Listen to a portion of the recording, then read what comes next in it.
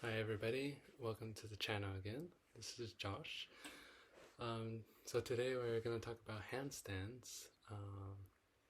And so, everyone loves handstands.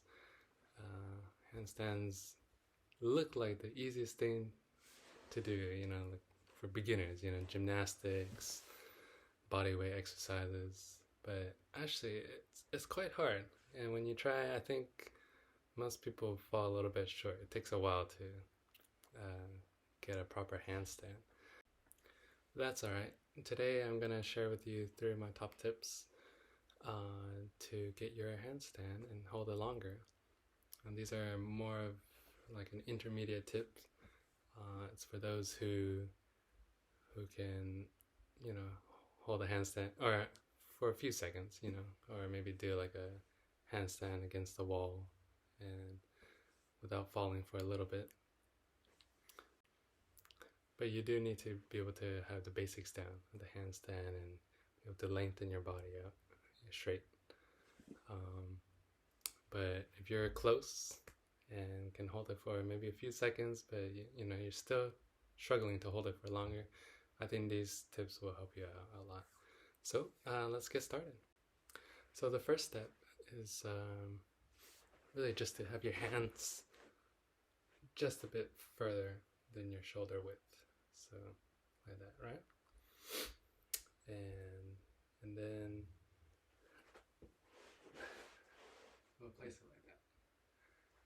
Then you want to make a triangle with your gaze. So you have your hands shoulder width apart, and then set your gaze like a little triangle there. So this will be your base. Okay? And then that's where you can build your handstand. And then the last tip is really just, so you have your triangle, just to lean your shoulders over your hands. Okay? So you want it stacked. So your shoulders over your hands, and then your hips over your shoulders, and then your legs. Okay? So you're stacking. And your triangle is your foundation. Okay? So let's try this.